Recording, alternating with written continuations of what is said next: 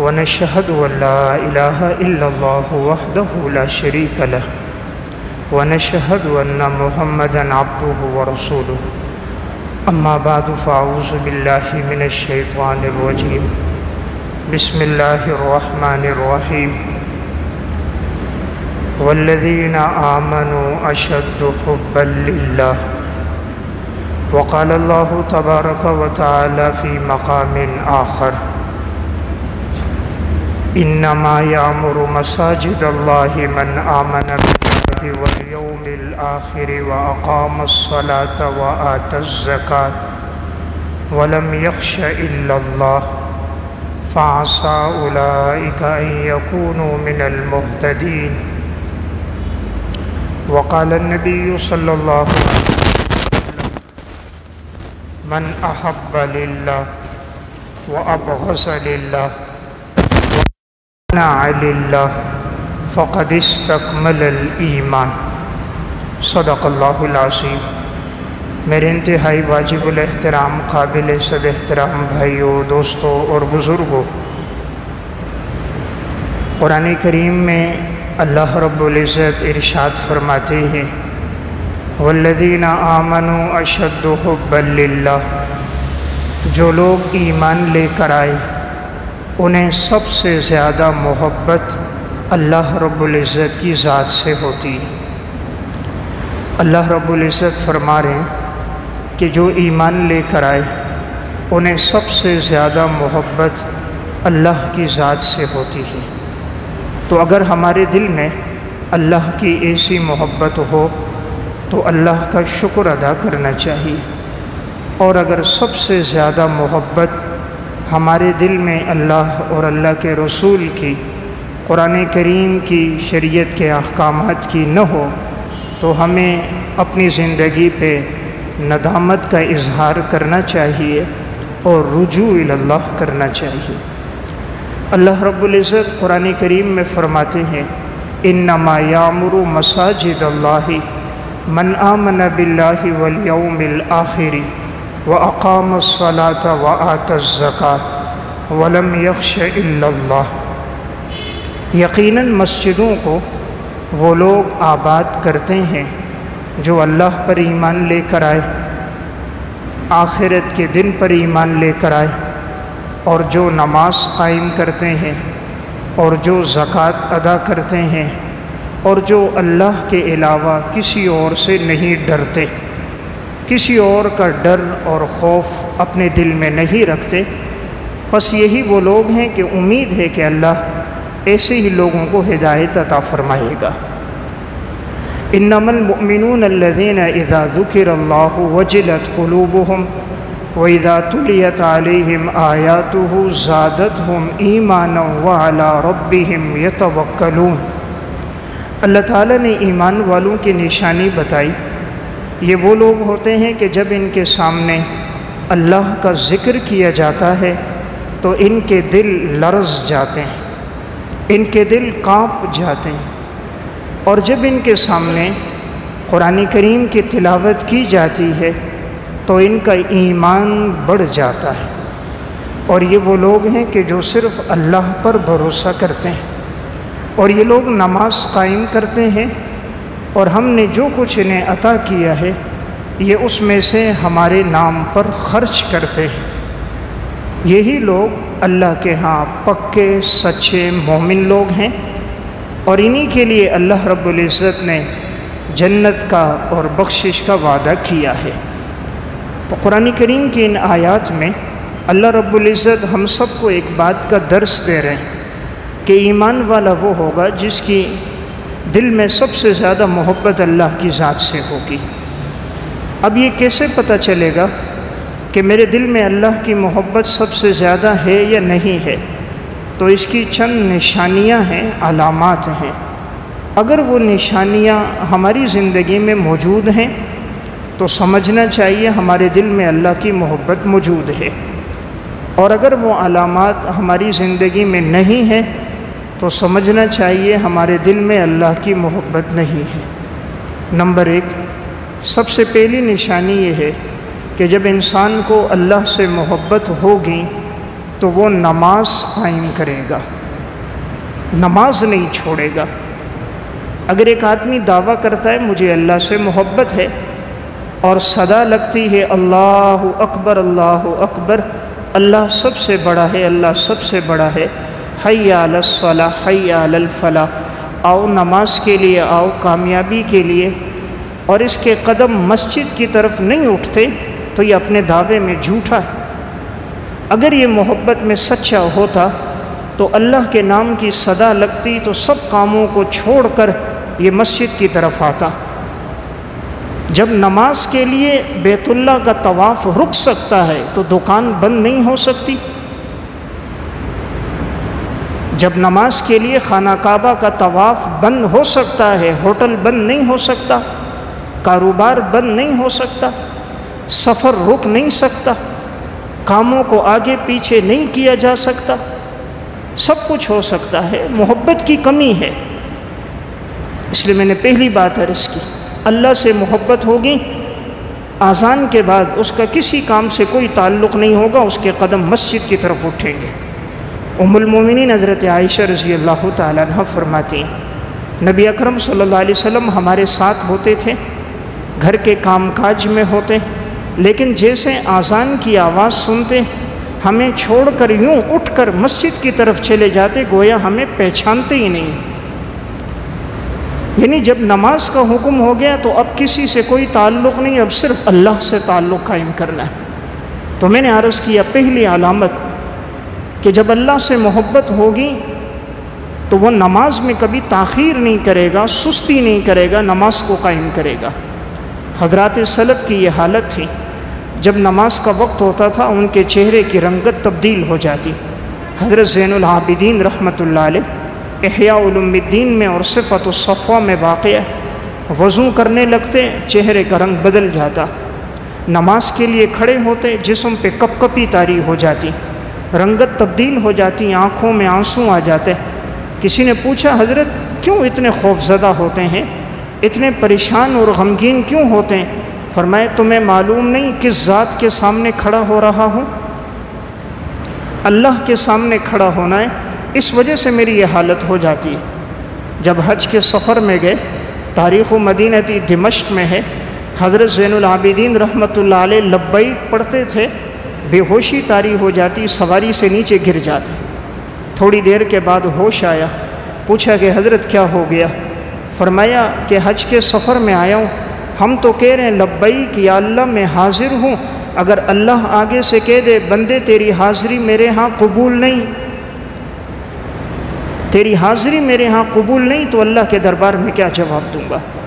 تو یہ میں نے عرض کیا، محبت کی پہلی نشانی نماز نہیں چھوڑے گا، سفر میں ہو حضر میں ہو نماز کا اہتمام ہوگا۔ حضرات سلف میں یہی بات تھی کہ نماز کبھی ان سے نہ چھوٹتی، تکبیر اولیٰ کا اہتمام تھا۔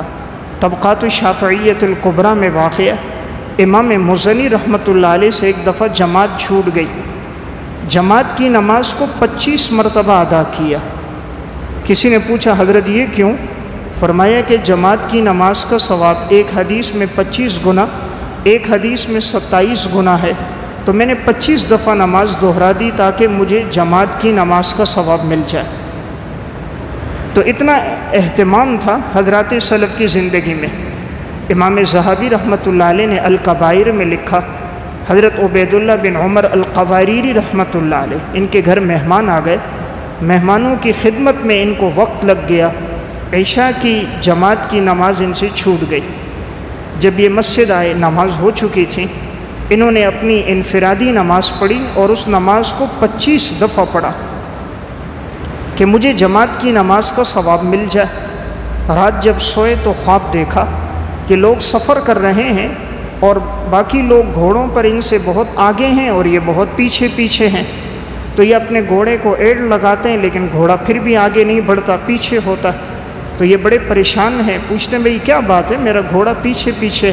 تو کوئی آواز دے کر بتاتا ہے عبید اللہ تم نے عشاء کی نماز جماعت سے نہیں پڑھی، ہم نے جماعت سے پڑھی ہے، اس لیے اللہ نے ہمیں روحانی قوت اور طاقت عطا فرمائی کہ ہم آگے بڑھ گئے، تم سواری کو جتنا ایڑ لگاؤ ہم تک نہیں پہنچ سکو گے۔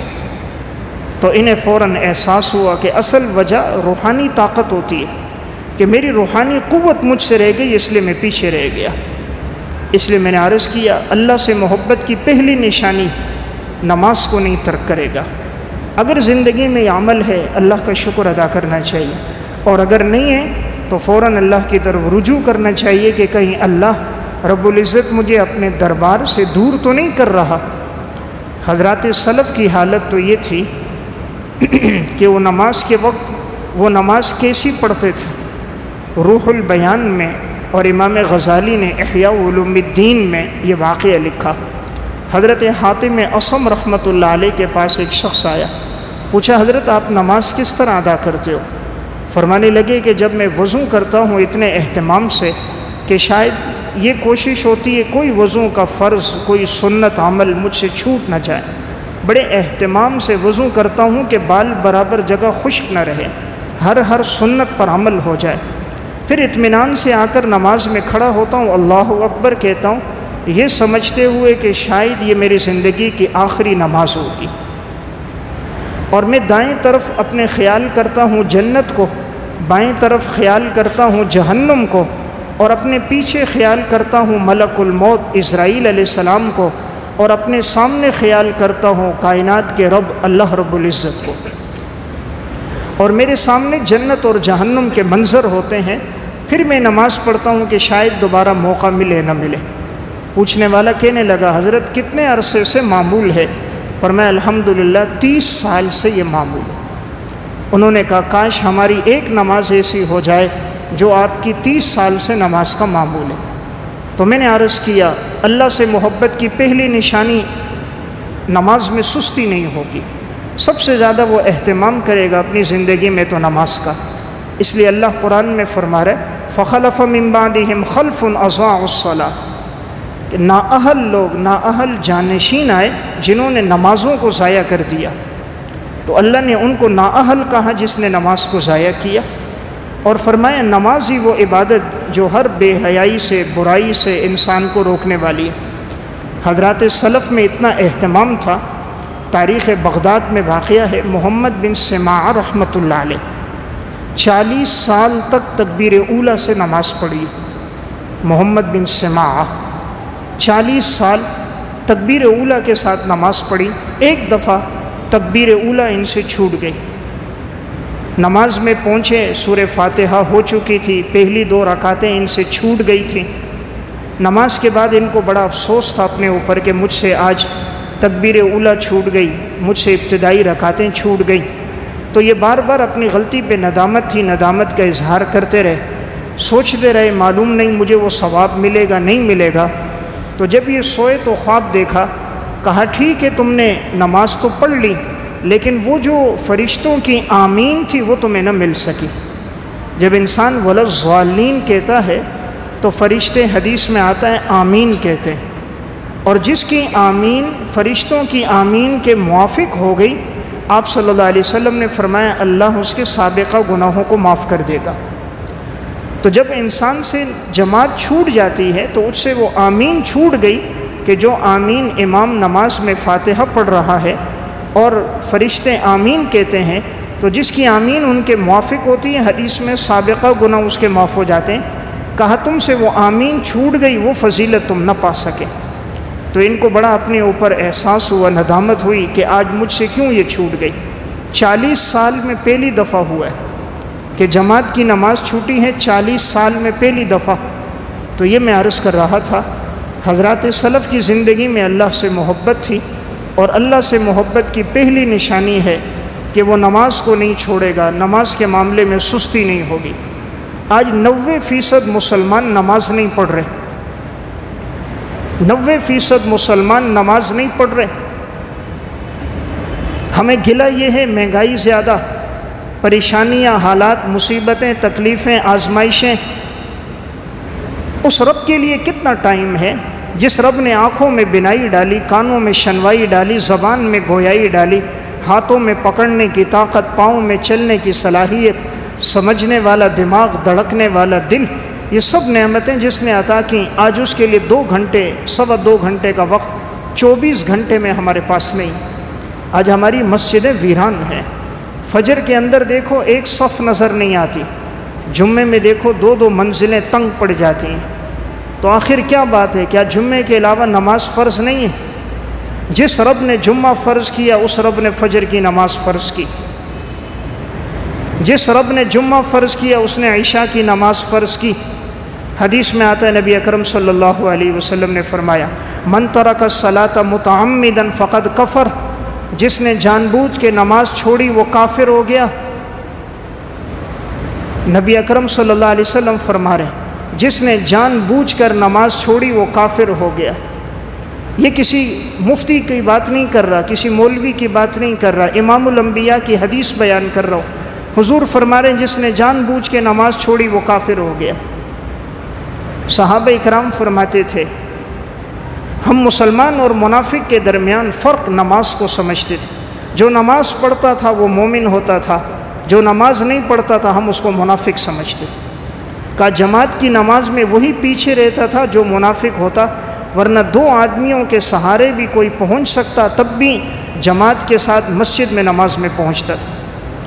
آپ صلی اللہ علیہ وسلم دنیا سے جا رہے ہیں، 2 باتوں کی نصیحت فرما رہے ہیں الصلاۃ وما ملکت ایمانکم، نماز قائم کرنا، اپنے ماتحتوں کے ساتھ، نوکروں کے ساتھ، خادموں کے ساتھ اچھا سلوک کرنا۔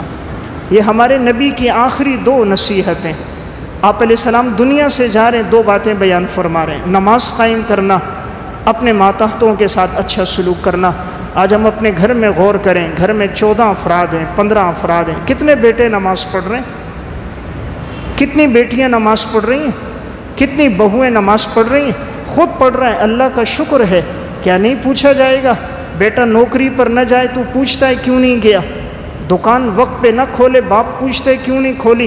اسکول کالج یونیورسٹی نہ جائے پوچھتا ہے، نماز نہ پڑھے کیوں نہیں پوچھتے؟ چونکہ نماز کی اہمیت ہمارے دل میں نہیں ہے۔ اس وجہ سے آج جو حالات آ رہے ہیں، آزمائشیں کہ اولاد والدین کی نافرمان ہیں، رزق میں تنگیاں آ گئی، گھروں میں لڑائی جھگڑے شروع ہو گئے، اللہ نے برکتوں کو ہم سے اٹھا لیا، دل کا سکون ہم سے ختم ہو گیا، ہر گھر کے اندر فضا بن گئی آپس کے اندر لڑائی جھگڑے کی۔ اس کی بنیادی وجہ آج ہماری اللہ سے دوری ہے۔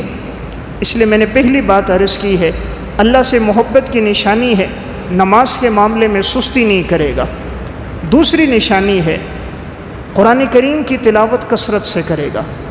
والذین آمنوا اشد حبا للہ، اگر زندگی میں اللہ کی محبت ہوگی قرآن کی تلاوت کثرت سے ہوگی، چلتے پھرتے اٹھتے بیٹھتے زبان پر قرآن کی تلاوت ہوگی، اس لیے کہ اللہ کو سب سے زیادہ جو چیز پسند ہے وہ قرآن کریم کی تلاوت پسند۔ اس لیے آج ہم اپنی زندگی کا معمول بنائیں، صبح اٹھیں تو فجر کی نماز کے بعد آدھا گھنٹہ 20 منٹ قرآن کریم کی تلاوت ہو۔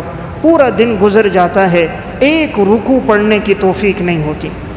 5-6 گھنٹے موبائل چلاتے ہیں دن میں، 14 گھنٹے 16 گھنٹے مزدوری کرتے ہیں، گپ شپ لگاتے ہیں، ساری دنیا کے کام ہوتے ہیں، ایک ورق قرآن کے پڑھنے کی توفیق نہیں ہوتی۔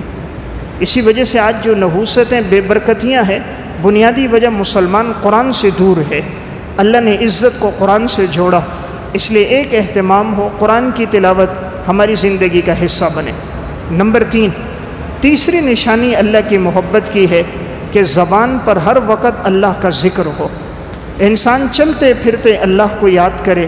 جب دل میں اللہ کی محبت ہوگی اللہ ذکر کی توفیق عطا فرمائے گا، جب دل میں محبت نہیں ہوگی ذکر کی توفیق نہیں ہوگی۔ اس لیے انسان اللہ کو یاد ہمیشہ رکھے، اللہ بھی بندے کو یاد رکھتا ہے۔ فاذکرونی اذکرکم، میرے بندے تو مجھے یاد رکھے گا میں تجھے بھی یاد رکھوں گا۔ ہم نے اللہ کو بلا دیا، اس لیے اللہ کی غیبی نصرت اور مدد بھی آج ہمارے ساتھ شامل حال نہیں۔ چوتھی نشانی اللہ کی محبت کی ہے کہ زندگی میں شب بیداری آ جائے، تہجد کی نماز کا اہتمام آ جائے۔ حضرات سلف میں اس نماز کا بڑا اہتمام تھا، شب بیدار تھے، اس لیے اللہ رب العزت کی مدد ان کے ساتھ تھی، اور اللہ جس سے محبت کرتا ہے اس کو اللہ تعالیٰ یہ نعمت عطا فرما دیتا ہے کہ شب بیداری اس کی زندگی کا حصہ بن جاتی ہے، رات کا آخری پہر اس کا پھر عبادت میں، نماز میں، تلاوت میں گزرتا ہے۔ حضرت ریاح القیسی رحمۃ اللہ علیہ بڑے نیک انسان گزرے۔ صفت الصفوہ میں ایک واقعہ ہے، ایک دفعہ جب ان کا نکاح ہوا، جس عورت کے ساتھ ان کی شادی ہوئی، تو جب رات کا وقت ہوتا تو وہ ان کے پاس آتی اور کہتی اگر کوئی ضرورت ہے میری، کوئی حاجت ہے تو بتاؤ۔ ضرورت ہوتی، خدمت کی حاجت ہوتی تو وہ خدمت کر لیتی، اور اس کے بعد وہ جاتی مصلی پہ کھڑی ہوتی، نوافل پڑھتی، تلاوت کرتی۔ جب رات کا ایک وقت گزرا، اس نے اپنے شوہر ریاح القیسی کو آواز دی، اٹھو عبادت کرو، نماز پڑھو، لیکن شوہر نہ اٹھا۔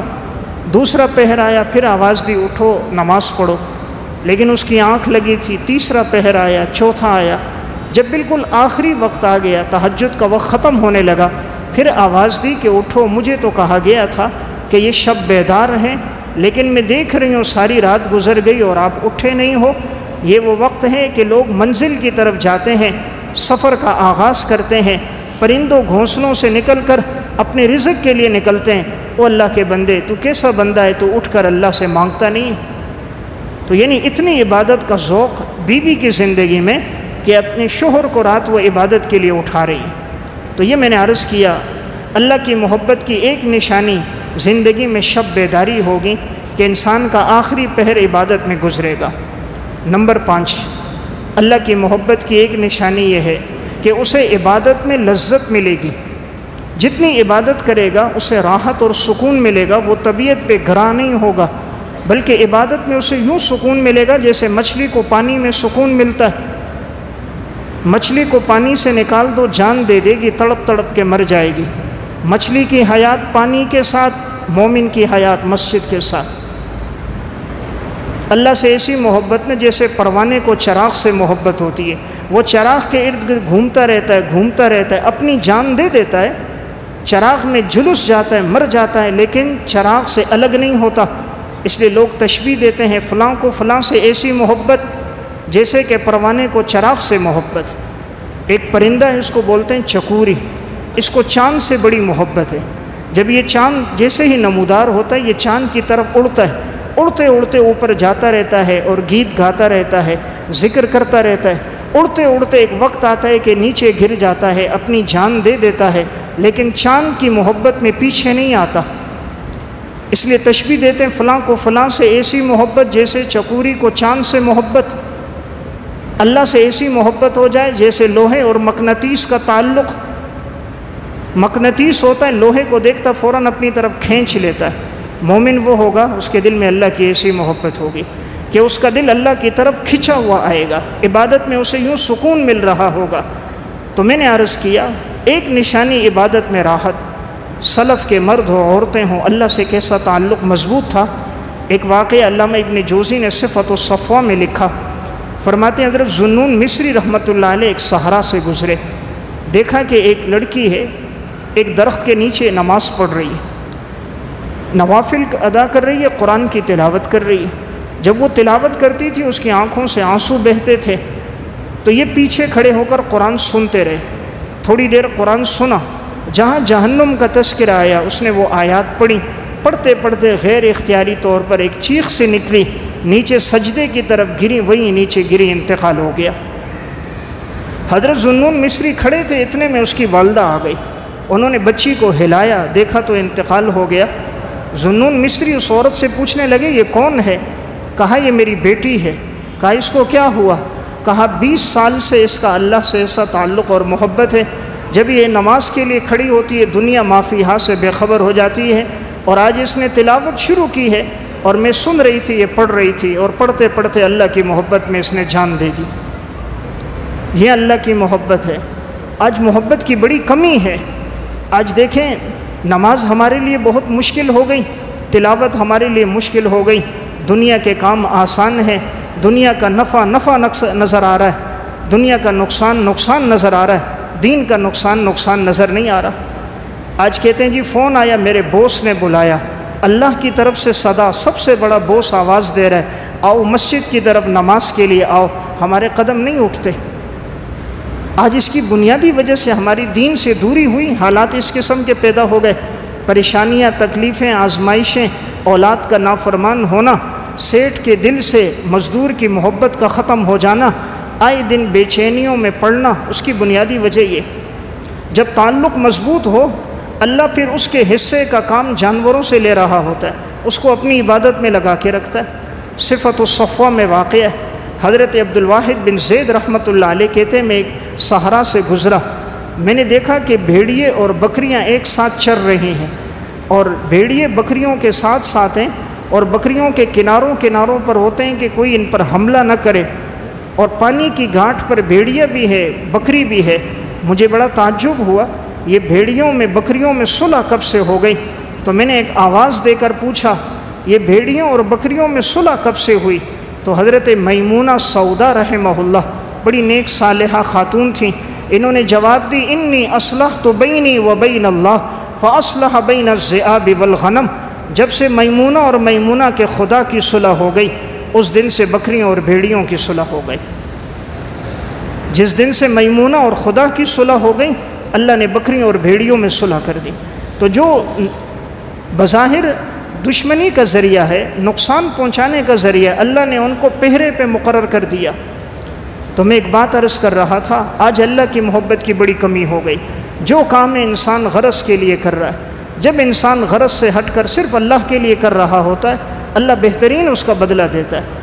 اللہ کی محبت کی ایک نشانی اللہ کے نام پہ خرچ کرنا ہے، کہ جو اللہ نے دیا انسان دیکھے، جو ضرورت مند مستحق ہے، جہاں کہیں نظر آیا وہاں اللہ کے نام پر اس پہ خرچ کر دیا۔ حضرات سلف کی یہ عادت بھی تھی، جو تقاضا سامنے آیا دین کا، کسی ضرورت مند کو دیکھا فوراً دے دیا، اور ضرورت مندوں میں بھی آپس میں ایثار اور ہمدردی کا بڑا جذبہ تھا۔ صفت الصفوہ میں واقع ہے، حضرت مسلم بن یسار رحمۃ اللہ علیہ فرماتے میں آیا تو مجھے کسی نے 10,000 درہم دیے، فرمایا مدینہ میں کوئی محتاج ہو، ضرورت مند ہو، ان کو دے دینا۔ کہتے میں وہ لے کر آیا، میں نے مدینہ پہنچ کر پوچھا کوئی ضرورت مند ہو تو بتاؤ۔ کسی نے کہا فلاں گھرانہ ضرورت مند ہے، ان کو دے دو۔ یہ کہتے ہیں میں وہاں پہنچا، دروازے پہ دستک دی، ایک خاتون نے پوچھا کون؟ کہا میں حج کے لیے آیا تھا اور اب یہاں حج کر کے پہنچا ہوں مدینہ، تو مجھے کسی نے 10,000 درہم دیے، کہا کوئی ضرورت مند ہو اس کو دے دو، تو میں نے سنا ہے آپ ضرورت مند ہو، یہ لے لو۔ اندر سے عورت نے جواب دیا کہ ہم سے زیادہ ضرورت مند پچھلی گلی میں ایک عورت ہے، وہ بیوہ ہے، اس کے بچے ہیں چھوٹے چھوٹے، وہ زیادہ ضرورت مند ہے، تم اس کو دے دو۔ یہ کہتے ہیں میں وہاں گیا، دروازے پہ پہنچا، دستک دی، عورت نے پوچھا کون؟ کہا اس طرح مجھے قاصد بنایا گیا تھا اور یہ رقم دی گئی ہے اور کہا گیا ہے آپ ضرورت مند ہو، آپ لے لو۔ کہا آپ کو کس نے بھیجا؟ کہا پچھلی گلی میں جو گھر تھا انہوں نے آپ کا ایڈریس بتایا۔ اس عورت نے اندر سے جواب دیا ضرورت مند تو ہم ہیں، واقعی شوہر کا انتقال ہوا ہے، بچے میرے چھوٹے ہیں، لیکن جس خاتون نے آپ کی طرف ہمیں بھیجا ہے وہ بھی ہم سے زیادہ ضرورت مند ہے۔ ایسا کرو اگر مناسب سمجھو آدھی رقم ان کو دے دو، آدھی رقم پھر ہمیں دے دو، سب ہمیں نہ دو، کچھ ان کو بھی دے دو۔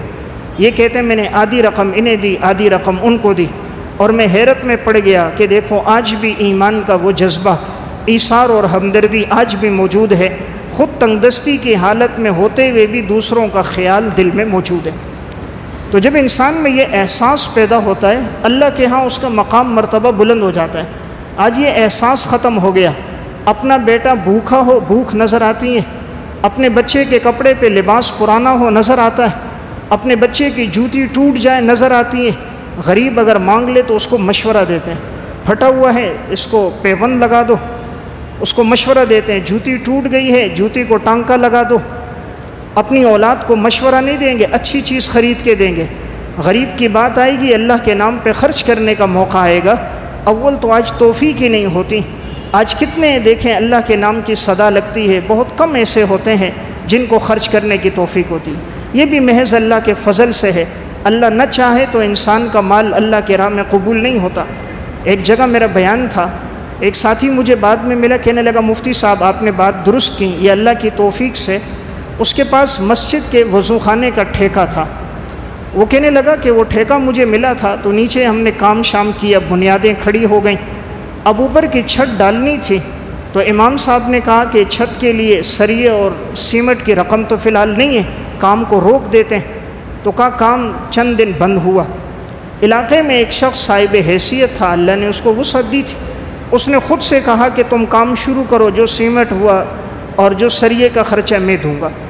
امام صاحب نے ٹھیکیدار سے کہا بھئی آپ کام شروع کریں، شٹرنگ باندھیں۔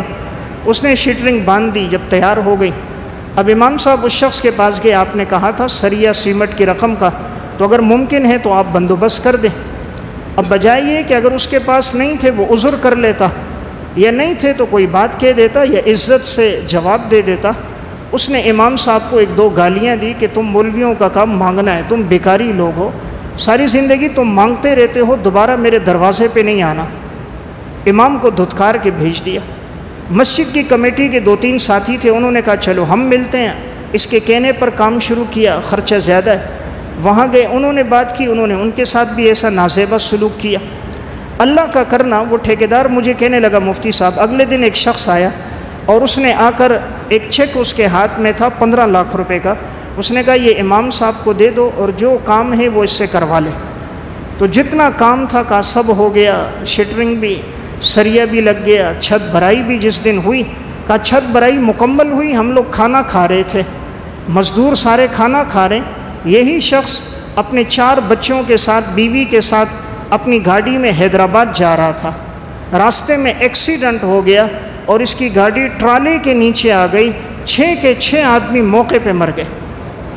لاشیں ایسی مسخ ہو گئی کہ پہچاننے میں نہیں آئی، شوہر کا بھی انتقال، بیوی کا بھی انتقال، 4 بچوں کا بھی انتقال ہو گیا۔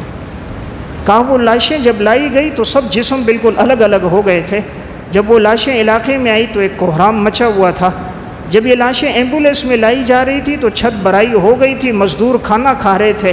تو دیکھیں میں سوچنے لگا، انسان کہتا ہے میں خرچ نہیں کرتا، اللہ نہ چاہے تو اللہ نے ان کا وجود بھی دھرتی پہ باقی نہیں رکھا۔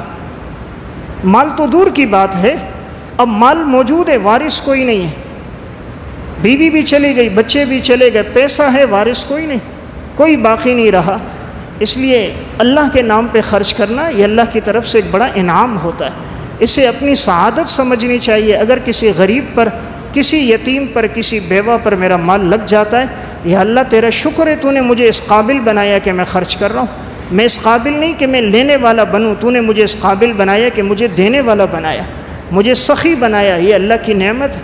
جتنا انسان دے رہا اللہ خرچ کرتا ہے، بسا اوقات اللہ اس کا کتنا بہترین بدلہ دیتا ہے۔ امام ذہبی رحمۃ اللہ علیہ نے الکبائر میں ایک واقعہ لکھا، ایک سید خاندان کی عورت تھی، امام ذہبی لکھتے ہیں شوہر کا انتقال ہو گیا، اس کی بچیاں تھیں، 4 اس کی بیٹیاں تھیں، اب اس کے پاس اپنی ذاتی جگہ بھی نہیں تھی، جس مکان میں تھی انہوں نے بھی خالی کرا دیا۔ تو اب یہ سید خاندان کی عورت تھی، اپنی بچیوں کو لیا، پردے میں ہے، رات کا وقت ہے، انہوں نے سوچا دوسرے علاقے میں ہجرت کر کے جاتے ہیں، اللہ وہاں کوئی بندوبست کر دے گا۔ دوسرے علاقے میں پہنچے، اندھیرا چھایا ہوا ہے، تو ایک جگہ دیکھا کہ ایک مسلمان ہے، اس کے ساتھ بہت سارے لوگ کھڑے ہیں، آپس کی گفتگو ہے، مجلس قائم ہے، گپ شپ ہو رہی ہے۔ تو یہ عورت وہاں گئی کہ اتنا مجمع ہے، پوچھا کون ہے، کہا یہ علاقے کا بڑا مالدار ہے، مسلمان شخص ہے۔ تو یہ عورت اس کے پاس گئی، اس سے کہا میں سید خاندان سے ہوں اور میرے شوہر کا انتقال ہو گیا اور میری بچیاں ہیں، میں نے ان کو ابھی مسجد میں ٹھہرایا ہے، میرے پاس سر چھپانے کی جگہ نہیں ہے اور ہم نے کچھ کھایا نہیں ہے، ہم نے سنا اللہ نے آپ کو بڑی وسعت دی ہے، اگر آپ میری بچیوں کو سر چھپانے کی جگہ دے دو اور ہمیں کچھ کھانا دے دو تو آپ کا احسان ہوگا۔ اس نے جب یہ بات کی تو وہ مسلمان آگے سے کہنے لگا کہ تو جو کہہ رہی ہے میں سید ہوں، تیرے سید ہونے کی کیا دلیل ہے؟ تو سید آل رسول میں سے ہے، کیا دلیل ہے اس کی؟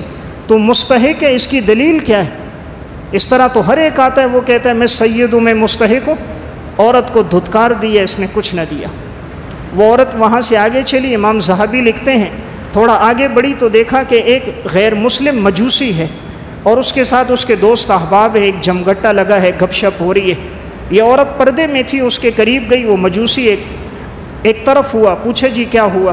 کہا میں مسلمان عورت ہوں، شوہر کا انتقال ہو گیا، میں اپنی بچیوں کو ساتھ لے کر آئی ہوں، میں نے مسجد میں ٹھہرایا اور ہم نے کھانا نہیں کھایا، میں آل رسول میں سے ہوں، سید خاندان سے ہوں، اگر اللہ نے وسعت دی ہو ہمیں سر چھپانے کی جگہ دے دو اور ہمیں کھانا دے دو، آگے اللہ ہمارا بندوبست کر دے گا۔ اس مجوسی نے یہ بات سنی تو کہا بالکل ٹھیک ہے، اپنے خادم کو بھیجا، کہا جاؤ ان کو عزت کے ساتھ گھر لے کر جاؤ اور گھر والی سے کہو یہ مہمان ہیں، ان کا اکرام کرو اور ان کو بہترین کھانا کھلاؤ، یہ پیغمبر آخر الزمان کے خاندان سے۔ اس مجوسی نے خادم کو بھیجا، خادم نے جا کر گھر میں اطلاع دی کہ انہوں نے کہا یہ پیغمبر جو آخر الزمان ہے اس کے خاندان کے لوگ ہیں، ان کے لیے بہترین قسم کا کھانا ہو اور اچھے ان کو کپڑے پہناؤ اور ان کو جگہ فراہم کرو، ان کو کوئی تکلیف نہ ہو، میں تھوڑی دیر میں آ رہا ہوں۔ اب وہ لوگ لے کر اس کو گئے اس مجوسی کے گھر پہ، انہوں نے بہترین کھانا کھلایا، بچیوں کو نئے لباس دیے، اچھی جگہ رہائش کے لیے دی۔ اب یہ مسلمان کہتا ہے میں رات کو سویا، میں نے خواب دیکھا، خواب میں دیکھتا ہوں قیامت قائم ہو چکی ہے اور سارے لوگ محشر کے میدان میں، اور میں دیکھتا ہوں جناب رسول اللہ صلی اللہ علیہ وسلم ایک جانب کھڑے۔ امام ذہبی لکھتے ہیں اور ایک محل ہے جو یاقوت اور زمرد کا بنا، وہ خوبصورت محل ہے، حضور اس محل کے پاس کھڑے۔ یہ مسلمان جا کر سلام کرتا ہے، آپ علیہ الصلوۃ والسلام جواب دیتے ہیں، یہ پوچھتا ہے یا رسول اللہ یہ محل کس کا ہے اتنا خوبصورت؟ آپ صلی اللہ علیہ وسلم فرماتے ہیں ایک نو مسلم مسلمان موحد ہے، اس مسلمان کا محل ہے۔ یہ آگے سے کہتا ہے یا رسول اللہ میں بھی تو مسلمان ہوں، کیا یہ میرا نہیں ہے؟ آپ صلی اللہ علیہ وسلم نے فرمایا تیرے مسلمان ہونے پر کیا دلیل ہے؟ میری بیٹی تیرے پاس آئی، تو کہہ رہا تھا تیرے سید ہونے کی کیا دلیل ہے؟ تیرے مستحق ہونے کی کیا دلیل ہے؟ تیرے مسلمان ہونے کی کیا دلیل ہے؟ اب یہ شخص ایک دم خواب میں گھبرا گیا کہ واقعی مجھ سے تو غلطی بہت بڑی ہو گئی۔ اسی ٹائم آنکھ کھل گئی، رات کا وقت ہے، باہر نکلا، اب اس کو تلاش کر رہے ہیں کہ وہ عورت کہاں ہے، گلیوں میں ڈھونڈتا رہا، نہ ملی، واپس آ کے لیٹ گیا۔ صبح ہوئی، پھر پوچھتے پوچھتے پتہ چلا فلاں مجوسی نے مہمانوں کو ٹھہرایا ہوا ہے۔ مجوسی کے گھر گیا، دروازے پہ دستک دی، مجوسی باہر آیا، کہا وہ جو مہمان ہیں وہ میرے حوالے کرو، وہ جو عورت تھی بچیاں ہیں میں اس کو لے کر جاتا ہوں اپنے گھر، ہمارے ہاں وہ ٹھہریں گے، وہ مسلمان ہیں میں بھی مسلمان ہوں، میرے حوالے کرو۔ اس مجوسی نے کہا نہیں، اللہ نے ان میں بڑی برکتیں اور رحمتیں رکھی ہیں، وہ مہمان میں آپ کو حوالے نہیں کر سکتا، ان کا اکرام میں کروں گا، ان کی رہائش کا انتظام بھی میں نے کر دیا، کھانا پینا بھی ان کا میری طرف سے۔ اس نے کہا بھئی آپ کیوں نہیں حوالے کرتے؟ تو اب وہ مجوسی خواب سناتا ہے، کہا میں نے خواب دیکھا رات کو، اور مجھے خواب میں نبی اکرم صلی اللہ علیہ وسلم کی زیارت ہوئی، اور میں نے ایک خوبصورت محل دیکھا، تو آپ صلی اللہ علیہ وسلم نے مجھے بلایا، کہا رات ایک عورت تیرے پاس آئی اور بچیاں آئیں، انہوں نے واسطہ تجھے میرا دیا اور میرے خاندان کی تھیں، سید تھیں، تو نے ان کا اکرام کیا، ان کی خدمت کی، تو آپ علیہ الصلوۃ والسلام نے ان کے لیے دعا فرما دی، اللہ نے اسے ہدایت کی توفیق دے دی۔ کہتا ہے میں نے خواب میں حضور کے ہاتھ پہ کلمہ پڑھ لی، اسی وقت مسلمان ہو گیا۔ حضور نے فرمایا یہ محل اللہ نے تیرے لیے رکھا ہے۔ وہ مجوسی جب اٹھا ہے اپنے گھر والوں کو جمع کیا، بیوی بچے سب کو واقعہ سنایا، سب کے سب مسلمان ہو گئے۔ تو وہ مجوسی اس سے کہنے لگا جس وقت تو خواب دیکھ رہا تھا میں بھی دیکھ رہا تھا، جب حضور تجھ سے کہہ رہے تھے کہ تو اپنے مسلمان ہونے پر گواہ لے کر آ، تو پھر حضور میری طرف متوجہ ہوئے تھے اور میں مسلمان ہوا تھا اور کہا تھا یہ محل تیرے لیے ہے۔ تو دیکھیں اللہ کی رضا کے لیے کام کیا نا، اللہ نے کتنا نوازا، ایمان کی دولت عطا فرما دی، امام الانبیاء کی زیارت ہو گئی، اور جنت میں یاقوت اور زمرد کا محل دنیا میں اپنے لیے دیکھ لیا۔ تو جو کام انسان صرف اللہ کی رضا کے لیے کرتا ہے، رب العالمین بڑا قدردان ہے، اللہ تعالیٰ بہترین بدلہ عطا فرماتا ہے۔ لیکن آج ہماری کمی یہ ہے، ہم جو کام کرتے ہیں غرض کے لیے کرتے ہیں، کسی پہ خرچ کریں گے تب بھی دکھلاوا ہوگا، 10 کلو آٹا دیں گے تب بھی 2 سیلفیاں بنا کے ڈالیں گے میں نے فلاں کے ساتھ تعاون کیا ہے۔ ہم اللہ کی رضا کے لیے نہیں کرتے، ہم دیکھتے ہیں یہ میری قوم کا ہے، میری زبان کا ہے، میری سیاسی پارٹی کا ہے، اس کا اور میرا نظریہ ایک ہے تو تعاون کریں گے۔ اگر وہ بھوک سے مر رہا ہے مرنے دو، اگر وہ میری زبان کا نہیں، میری جماعت کا نہیں، یعنی اسلام اس وقت معیار نہیں، اس وقت معیار سیاست، اس وقت معیار لسانیت، اسی چیز نے ہمیں اللہ سے دور کر دیا، اللہ کی رحمتیں دور ہو گئیں۔ اللہ تو سب کا رب ہے نا، مسلمان کا بھی رب ہے، کافر کا بھی رب ہے، یہودی کا بھی رب ہے، ہندو کا بھی رب ہے۔ وہ رب العالمین دیکھتا ہے جس کے دل میں جتنا اخلاص ہے اللہ اتنا بہترین بدلہ اسے عطا فرما رہا ہوتا ہے، صرف توجہ کی بات ہوتی ہے اللہ کی طرف۔ حضرت ابو مسلم خولانی رحمۃ اللہ علیہ گھر پہنچے، گھر والی نے کہا آج دوسرا دن ہے گھر میں کچھ نہیں ہے، آپ جاؤ کسی بادشاہ کے پاس، اس سے درخواست کرو کہ وہ گھر کے لیے کچھ دے دے، آٹا کچھ راشن۔ ابو مسلم خولانی فوراً مسجد گئے، 2 رکعت نماز پڑھی، یا اللہ تیرے علاوہ کسی در پہ جھکنا مجھے پسند نہیں، آج تک میں نے کسی کے سامنے ہاتھ نہیں پھیلائے، مولا کریم تو ضرورتوں کو اپنے خزانے غیب سے پورا کر دے۔ ابھی گھر واپس نہیں آئے، گھر سے دھواں اٹھ رہا تھا، سمجھ گئے اللہ کی مدد آ گئی، گھر پہنچے، دروازے پہ دستک دی، گھر والی سے پوچھتے کیا ہوا؟ کہا آپ گئے تھے اور کوئی ہدیہ لے کر آیا تھا، اور اس نے کہا تھا ابو مسلم سے کہہ دو اپنی مزدوری میں کمی نہیں کرنا، اجرت اسی طرح اللہ دگنی عطا فرمائے گا، یعنی عبادت میں کمی نہیں کرنا، اجرت اللہ دگنی عطا فرمائے گا۔ گھر والی کہتی ہے کس کے پاس گئے تھے؟ فرمایا کسی کے پاس نہیں گیا تھا، سجدے میں اللہ کے سامنے آنسو بہائے تھے، ادھر آنسو بہے ادھر اللہ نے اسباب تیار کر دیے۔ تو میں عرض کر رہا ہوں آج ہماری توجہ میں کمی ہے، آج ہمارے تعلق مع اللہ میں کمی ہے، ورنہ جب بھی مسلمان کا اللہ سے تعلق مضبوط ہو جائے، اللہ سے اس کو گہری محبت نصیب ہو جائے، وہ اللہ کے سامنے اپنے آنسو بہانا شروع کرے، اللہ اس کے لیے انتظام کر دیتا ہے۔ امام ذہبی رحمۃ اللہ علیہ نے ایک واقعہ تذکرۃ الحفاظ میں لکھا، 3 محدثین مسجد نبوی میں تھے، امام ابو الشیخ، امام طبرانی رحمۃ اللہ علیہ، امام ابن المقری۔ ایک دن گزرا کھانے کے لیے کچھ نہیں، دوسرا دن کھانے کے لیے کچھ نہیں، یہ تینوں محدثین حدیثوں کو جمع کر رہے ہیں، لکھ رہے ہیں۔ اتنے میں آپ علیہ الصلوۃ والسلام کے روزے کے پاس آئے، دعا کرنے لگے اللہ سے، یا اللہ ہم یہ جو خدمت کر رہے ہیں اگر تیری بارگاہ میں قبول ہے تو اسباب پیدا فرما دے۔ اب یہ تینوں محدثین اللہ سے مانگ رہے ہیں، اس دوران کہتے ہیں تھوڑا وقت گزرا، ایک شخص آیا، اس کے ساتھ خادم تھے اور مختلف قسم کے کھانے لے کر آیا اور وہ علاقے کا بڑا ہی ایک صاحب وسعت آدمی تھا۔ وہ پوچھنے لگا امام ابن المقری کون ہے، امام طبرانی کون ہے؟ تو میں نے کہا جی یہ ابن المقری، یہ طبرانی، بتاؤ کیا ہوا؟ کہا میں نے ابھی خواب دیکھا، نبی اکرم صلی اللہ علیہ وسلم کی زیارت ہوئی، آپ نے فرمایا 3 محدثین ہیں جو مسجد نبوی میں یہاں میرے روزے کے قریب ہیں، حدیثوں کو جمع کر رہے ہیں، آج دوسرا دن انہوں نے کھانا نہیں کھایا، جاؤ ان کے کھانے کا انتظام کرو۔ تو وہ کہتے ہیں میں کھانا بنا کے لایا ہوں۔ ان تینوں محدثین کو بٹھایا، امام طبرانی کو، امام ابو الشیخ اصبہانی کو، امام ابن المقری کو کھانا کھلایا۔ فرمایا جب تک تم مدینہ میں ہوں گے تمہارا کام آپ صلی اللہ علیہ وسلم کی حدیثوں کو جمع کرنا اور لکھنا، اور میرا کام تمہاری خدمت کرنا۔ میں عرض کر رہا ہوں اللہ سے تعلق کی کمی ہے۔ آج بھی اگر ہمارا تعلق مضبوط ہو جائے، اللہ کے سامنے رونا ہمارا شروع ہو جائے، اللہ سے مانگنا ہو، شب بیداری کی عادت بن جائے، جو وقت آج موبائل کو دے رہے 2-2 گھنٹے رات، کاش یہ 10 منٹ اللہ کے سامنے گزر جائیں، جو 3 گھنٹے فیس بک پہ گزر رہے کاش یہ 15 منٹ قرآن کی تلاوت میں گزر جائیں، جو ساری رات عشق مجازی میں گزر رہی ہے کاش یہ 2 رکعت عشق حقیقی میں گزر جائیں۔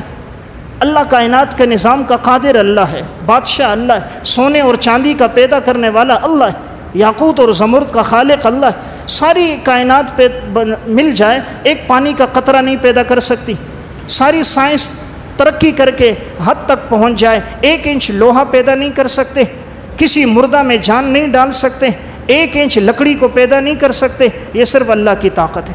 جب اللہ اتنا طاقتور ہے پھر ہمارا تعلق کیوں کمزور ہے؟ اس لیے میں نے عرض کیا آج 90% مسلمان نماز نہیں پڑھ رہے، جس مسجد میں جاؤ نمازیں، مسجدیں خالی ہیں۔